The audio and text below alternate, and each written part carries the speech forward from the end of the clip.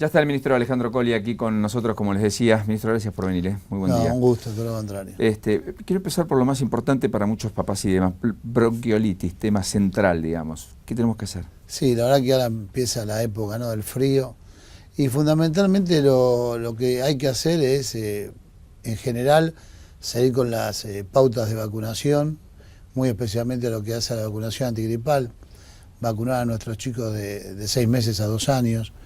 Eso es fundamental, y tener los ambientes libres de humo.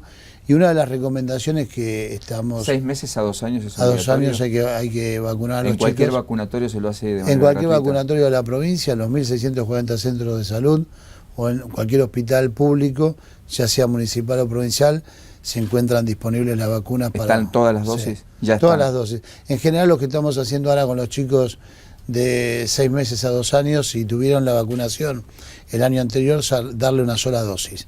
Pero más allá de eso, están disponibles las vacunas y sí hay que vacunarlos, tanto como a las mujeres embarazadas, como a las puérperas, como a todos los que tienen alguna enfermedad crónica, o también a los adultos mayores de 64 años, y obviamente al personal esencial, a lo que hace a los médicos, enfermeros, a todo lo que uno puede definir como personal esencial. Pero volviendo al tema de la bronquiolitis, para que se entienda, es una enfermedad que generalmente la padecen chicos menores de 2 años, por un virus que no tiene vacuna, no hay vacuna, que es el virus sincicial respiratorio, y que en todos estos años, debido a las acciones que se vienen realizando, se ha contribuido mucho al disminuir la bronquiolitis, a tener menos mortalidad infantil en lo que hace a este segmento más vulnerable, en cuanto a haber hecho una gran contribución desde la reducción de la bronquiolitis. Por ejemplo, en el año 2012 la provincia tuvo alrededor de 32.000 casos menos comparado con el 2011, y también en el 2013 más de 30.000 casos en cuanto a la comparación que se hace con el 2011. Eso tiene que ver con la vacuna, tiene que ver con las recomendaciones, tiene que ver con los controles, y también con algo con lo que nosotros hacemos mucho hincapié, que frente a cualquier problema respiratorio de los chicos puedan hacer una consulta. Y agregamos otra cuestión que no es menor, porque el 41% de las muertes que se producen en el primer año de vida tienen que ver con muerte en la cuna.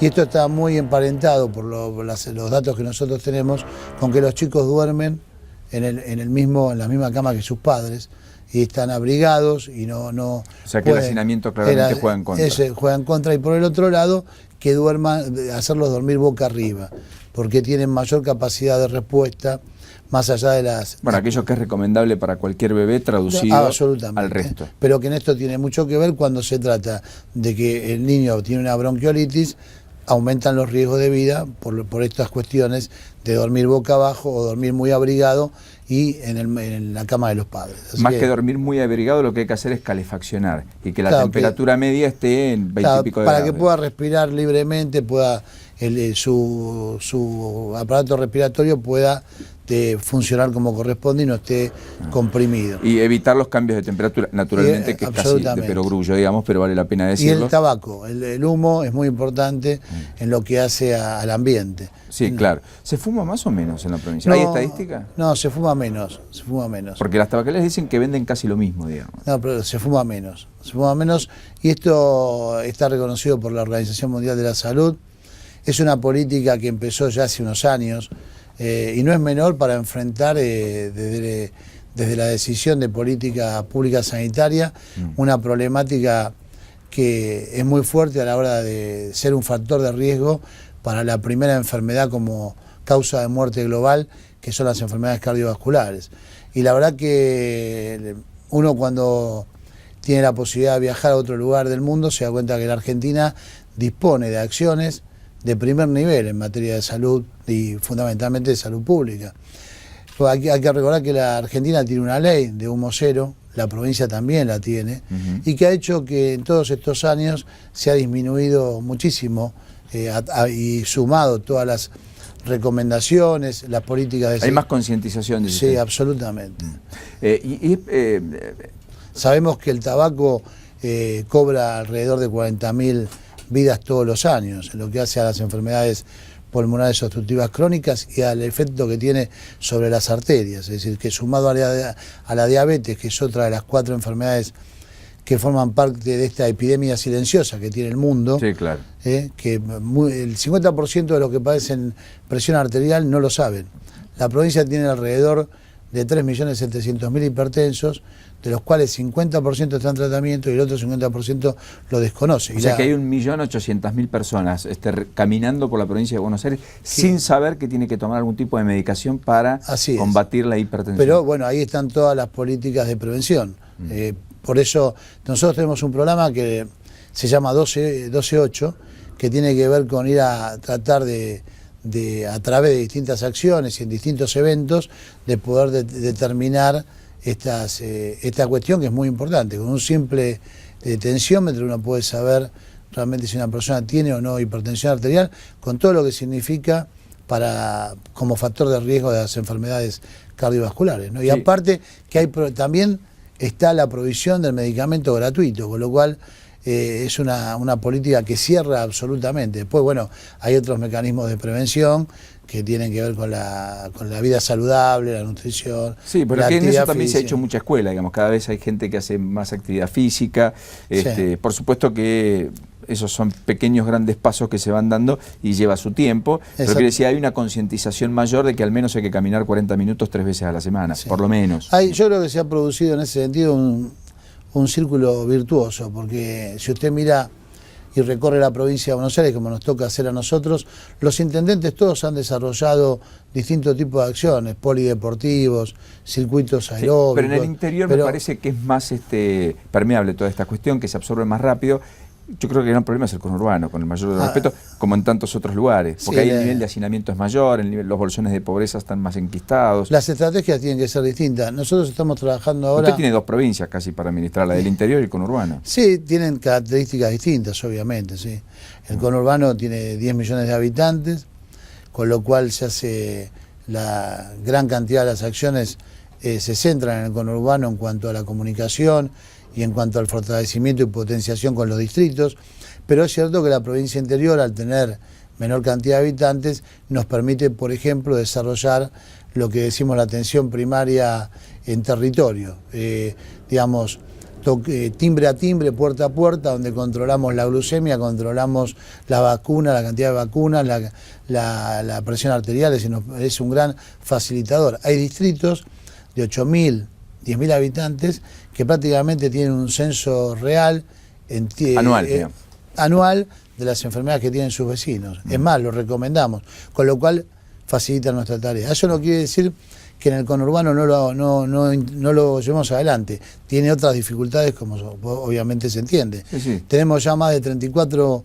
municipios en el conurbano que están trabajando con lo que decimos APS en territorio, que es la atención primaria de salud en territorio. Es decir, ir a buscar al vecino cuál es la problemática que tiene y en función de eso darle una respuesta a los 15 días. Me refiero a hacer un censo, como usted bien decía, en cuanto a si hay chicos que no están vacunados, si hay mujeres que no se han hecho la mamografía, que les corresponde. Bueno, que esa es otra política importante. Antes de entrar en temas políticos, ¿le sorprende que en Uruguay tenga menos impuesto la marihuana que el tabaco? Y sí, realmente tengo una opinión formada, es decir, porque en la Argentina se habla de discutir la despenalización del consumo de marihuana, por ejemplo. ¿Usted está a favor o en Sí, contra? no, yo lo que digo es que en realidad la marihuana genera sobre el organismo una toxicidad que obviamente cuando uno piensa que genera mayor rendimiento o euforia o genera trastornos del apetito y demás, evidentemente tiene un impacto sobre el cerebro. Eso está... O sea, como médico jamás le diría, yo mira, apoyá esta iniciativa. No, absolutamente. La marihuana genera distintos tipos de alteraciones, en principio en el sistema nervioso central y después en el aparato cardiovascular también. Está probado que el uso crónico sobre los infartos y otra serie de cosas, ¿no? O sea, esto de que es inocuo, de que es medicinal, de que ayuda, de que te abstraes del mundo un ratito y después vuelves rápido, etcétera. Y sería muy contradictorio. Sería muy contradictorio llevar adelante toda una política de prevención de las enfermedades respiratorias a través de lo que es la cesación tabáquica y la información, y por el otro lado apostarle a la marihuana. Si no, no sería coherente, ¿no? Si estamos trabajando sobre una política de vida, de hábitos saludables, realmente no. ¿Cuál es el real impacto de la droga en el delito? Porque la verdad es que la violencia la mayoría la asocia a personas efectivamente drogadas en muchos casos. Más allá de este clima de violencia general en el cual el argentino casi convive y nos hemos acostumbrado. Ese es un punto muy importante de destacar, ¿no? El tema de la violencia en general. Miren, nosotros hicimos un estudio con 9.300 pacientes con abuso de sustancias, y lo que vimos que el 13% tenía causas judiciales. De ese 13%, la mayor incidencia estaba en causas civiles, alrededor del 65%. El resto eran penales.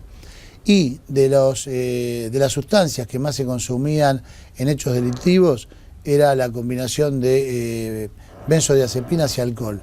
Y las que más agresión generan son la cocaína y el paco. O sea, arriba y abajo. Sí. Está también invertido la droga de inicio, que es la marihuana, y la droga que se hace una consulta ambulatoria, que el paciente consulta por el hábito o el abuso de la droga, que es la cocaína. Se consulta por el abuso de cocaína, pero en general el 46% ingresa con la marihuana. Obviamente dejando de lado la puerta de entrada, que es el alcohol, que es otro punto donde la provincia y el gobernador Scioli impulsaron mucho cuidar a nuestros jóvenes con el consumo de alcohol a través de una ley. Ahí también falta un gran desarrollo, porque nosotros podemos cuidar que se use el cinturón de seguridad, que el control del consumo de alcohol y las licencias para que se vendan alcohol, los horarios, recomendaciones, el trabajo con el sistema educativo, pero también necesitamos un fuerte apoyo de los padres, de la familia, que no naturalice el alcohol en la vida familiar. Padre, porque si la previa se realiza en la casa y los padres no colaboran, se hace muy difícil. Bueno, esto ya está extendido, es uso y costumbre. Por eso que estamos tratando de poner en ese segmento de la noche el mayor énfasis para poder... En Rosario se va a hacer un test de narcolemia, digamos, prontamente. Ya fue aprobado, están instrumentándolo. Existe en España, por ejemplo, donde me impactó la cifra de febrero. Del total del registro de control que se hizo por parte de la fuerza pública, más de la mitad de los que controlaron tenían sustancias... psicoactivas. Exactamente, tenían droga, digamos. ¿Usted comparte con la idea de, además, un test de alcoholemia por saliva, establecer un test de narcolemia? Y habría que generar alguna norma, algún protocolo, porque si no sería como salir digamos, de una forma intempestiva sin tener digamos, un grupo que sería el más importante de controlar. Si nos referimos, por ejemplo, a lo que hace al control vehicular, probablemente podría exigirlo, ¿no? Es decir, el control vehicular, digamos, porque el alcohol es tan dañino como la droga, o menos incluso. Por eso, pero ahí está generándose una responsabilidad sobre terceros. Digamos, efectivamente. Por eso digo, habría que ver sobre dónde se busca ese control. Ese control se va a hacer en control, como habitualmente se hacen los controles de tránsito, el control del test de alcoholemia. Estoy de acuerdo, sí. ¿Usted lo propondría o estaría dispuesto a debatirlo? Sí, por supuesto. ¿Cree que es una causa que... Creo que hay que analizarlo con mucha seriedad, pero así como controlamos el alcohol, porque en ciertos niveles en sangre genera alteraciones de los reflejos, del comportamiento... Ni que imaginar la cocaína, el éxtasis, el paco, exactamente. La marihuana misma. Habría que verlo. Sí. ¿Usted lo imagina a Scioli con alguien en la fórmula peronista o alguien extrapartidario? Mire, yo creo que la fórmula debe expresar la continuidad de este proyecto, debe expresar... continuidad con cambios. Continuidad con cambios, siempre.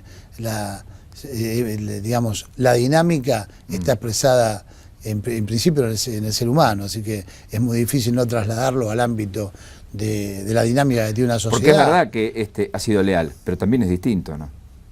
Y por supuesto, no hay una persona igual a otra. Yo creo que él... Que es lo que hace que muchos lo resistan, digamos, dentro del Frente para la Victoria. Yo creo que en mi caso, digamos, la evaluación que yo hago como militante, como ciudadano, como colaborador de Daniel Scioli, es un hombre que reúne una gran cantidad de condiciones que tiene que ver con ser moderado, con buscar consensos, con entender que tiene una inmensa responsabilidad a la hora de tomar decisiones que impactan en todos los, en este caso en todos los bonaerenses, y que eso lo hace permanentemente, y que en cada lugar que le ha tocado ocupar, desde diputado, ministro, vicepresidente y gobernador, lo ha hecho con absoluta responsabilidad, absoluto compromiso y con seriedad, porque creo que a lo largo de todos estos años y gobernar la provincia de Buenos Aires es un excelente examen para mostrar que realmente puede conducir la República Argentina. Bueno, justamente algunos que lo cuestionan puertas adentro dicen, pero tiene baja gestión, digamos. Tenemos que estar siempre auxiliándolo del gobierno nacional, etcétera, etcétera. Mire, no es así. En algunos temas que son claves, como es el económico, la provincia hoy está económicamente y financieramente adecuada a estos tiempos complejos de la economía, y si toma otras áreas de gobierno, no quisiera referirme tanto a la nuestra, pero es imposible no hacerlo. La verdad que la salud pública de la provincia de Buenos Aires ha expresado a través del indicador más importante, que es el indicador de la tasa de mortalidad infantil, el de tener el registro más bajo de toda la historia de la provincia. ¿Cuántos chicos mueren cada 1000 habitantes? Hoy estamos en 10.9. O sea, de 1000 que nacen... Sí, 10.9 tienen el riesgo de vida. Y se ha disminuido... ¿Y estaba en cuánto? En 16.5, alrededor de... Estoy hablando así. ¿Y una tasa media mundial cuánto es? Y tomando las mejores tasas como Cuba, por ejemplo, que tiene 4.4, creo que este año está a punto de perforar 4, con grandes políticas que tienen que ver fundamentalmente con lo que se ha desarrollado en la Argentina, porque hay que recordar que en el 2001 teníamos 9 millones de argentinos que no tenían medicamentos esenciales, y hoy, a través del Remediar, la producción pública de medicamentos de la provincia, el paciente va a un centro de atención primaria y se va no solamente con el diagnóstico, sino con el tratamiento, que tenemos cobertura para la madre, para el embarazo, para el chico hasta los 6 años a través de un programa que es el Nacer, los médicos comunitarios, el plan Sumar, que le da cobertura a las mujeres hasta los 65 años. Se ha desarrollado muchas políticas, no solamente sanitarias, directas sino indirectas, a través de políticas sociales, y que también se han complementado muchísimo. Cuando vemos que la asignación universal por hijo mejora la matrícula escolar, pero también mejora las consultas de los chicos. ¿Se controla la vacunación? Sí, absolutamente. ¿Obligatoria que se pide? Absolutamente. ¿Estar al día con el calendario a los 5 años? Absolutamente. Hoy tenemos... ¿Hay control de eso? Absoluto. Nosotros tenemos, a través de todo lo que hace es el sistema público de salud, pero también a través de lo que es la seguridad social y lo que es la medicina privada, tenemos permanentemente acciones con las que nos complementamos y las controlamos, porque las vacunas están nominalizadas, con lo cual nos permite saber perfectamente, claro, la población objetivo. Es decir, por ejemplo, nosotros tenemos 130.000 niñas por año como población objetivo para vacunar por el HPV, así que sabemos bien qué cobertura tenemos en el ámbito de la provincia. Una cobertura que hoy está por encima del 85%, con lo cual es muy importante. Ministro, usted hizo alusión a un momento complejo económico y que la provincia estaba a resguardo, la provincia que va a emitir deuda probablemente pronto.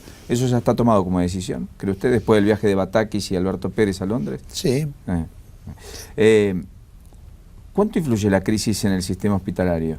Porque la verdad es que estamos en una situación de estancamiento en el mejor de los casos económicos, y eso tiene un correlato, que es que los sectores más postergados son en general los que primero la padecen, y en ese contexto se satura muchas veces el hospital público, ¿o no? Bueno, hay que agudizar el conocimiento y el compromiso para poder, a través de las medidas y las acciones y las intervenciones, hacer que eso no sufra ningún tipo de cambio. De hecho, eso se expresa en estos indicadores. La verdad que cuando el Hospital Público de la Provincia de Buenos Aires realiza más de 62 millones de consultas, cuando tiene más de 900.000 internaciones, 926.000 egresos, como le decimos nosotros, cuando ha incorporado el programa de fertilización asistida, que es un programa serio. ¿Cuántas operaciones se han hecho? Perdón, operaciones. ¿Cuántos tratamientos se han llevado adelante? Mira, nosotros tenemos alrededor de 18.000 consultas anuales por trastornos de infertilidad. Hemos hecho muchos procedimientos, pero tenemos ya 100 nacimientos. 100 nacimientos. 100 nacimientos, casi 200 embarazos, que sumados a los 150 nacimientos de la obra social provincial, el IOMA, obviamente en el marco de acompañar estas políticas, y como procedimientos tenemos muchísimos. Hay que recordar que en general el 40% no se embarazan en el primer procedimiento, así que tenemos muchísimos procedimientos en función de todos. Para una problemática que afecta a una de cada 6 parejas. Una de cada 6 parejas, exactamente. Ministro, 3 o 4 preguntas finales. ¿Qué es lo que más le preocupa hoy de la Argentina? Me preocupa que podamos entender que todos los argentinos tenemos que hacer un aporte para la construcción de un país distinto, que no somos ajenos, que cada uno tiene que hacer un aporte, y que esto no pasa solamente con una mirada crítica de los que toman las decisiones, sino que hay que hacer un aporte en todo sentido. Obviamente, el Estado es el primer responsable, diría el máximo responsable, pero también hay que acompañar. Yo veo, no solamente en la clase dirigente, sino que también en muchos sectores hay cierto grado de oportunismo, de falta de responsabilidad a la hora de colaborar, simplemente con una palabra. Mira, hace poquito tiempo estuvimos con el mes federal de la palabra. Y parece, esto es una opinión absolutamente personal, y muchas veces uno ve que las palabras no se le da verdaderamente el valor, desde lo informal, en cualquier lugar, o en las decisiones, o en lugares institucionales. O sea, usted puede recorrer el día de ayer, por ejemplo, en el Congreso, y uno se da cuenta que hay mucha falta de responsabilidad en algunos sectores y actores fundamentales de la vida institucional de la Argentina. Bueno, pero la ejemplaridad siempre viene del poder, ¿eh? Puede ser, sí, pero no todos tienen... Cuando se dice que hay 4,7% de pobres, se falta el respeto a la palabra. Lo que yo le digo... Cuando se dice que la inflación está por debajo del 10%, como se ha dicho durante 7 años, y los precios acumulaban aumentos mes a mes, también se falta la palabra. Yo lo que le digo, también es violencia. No entiendo, que alguna cuestión todos tenemos que analizar y mejorar, porque es imposible mejorar sin una autocrítica. Ahora, cuando se grita desde el estrado público y se señala y se apunta también. Refiriéndome a la pregunta que usted me había hecho anteriormente sobre el gobernador Scioli, justamente el gobernador Scioli tiene todas esas cuestiones que tienen que ver con un hombre moderado, dialoguista, que busca consensos. Eso es por oposición a Cristina. Tiene que ver con su propia identidad y su propia forma de encarar la responsabilidad institucional, a mi entender. ¿El bolsillo le preocupa más? ¿Los delitos cotidianos? El bolsillo por la inflación, eso digo. ¿La sensación de injusticia o de no impartimiento de justicia en tiempo y forma, como dirían los norteamericanos? ¿Qué es lo que más le ocupa o lo desvela? No, obviamente que buscar la equidad, buscar la justicia, ¿no? Es decir, que podamos generar en cada nivel de funcionamiento de la sociedad, de la comunidad, las condiciones de equidad, de justicia, ¿no es cierto? Creo que ese es el punto clave, aparte que tiene que ver y está emparentado con nuestra doctrina, con nuestros sentimientos, con nuestro objetivo, en definitiva, que es el de la justicia social, generar igualdad de oportunidades, generar la posibilidad de lo que ya decía este gran hombre que está emparentado con nosotros, que era Ramón Carrillo, el bienestar que tiene que ver no solamente con el componente sanitario, sino que tiene que ver con el deporte, con el trabajo, con la educación. Bueno, en esta década se ha avanzado muchísimo en todas estas cuestiones. Es innegable. Creo que por ahí queda pendiente avanzar en lo cualitativo, pero obviamente, como decíamos anteriormente, siempre son desafíos de ir ajustando cosas, porque en realidad no se termina esto, no hay un punto donde se termine la adecuación a los tiempos.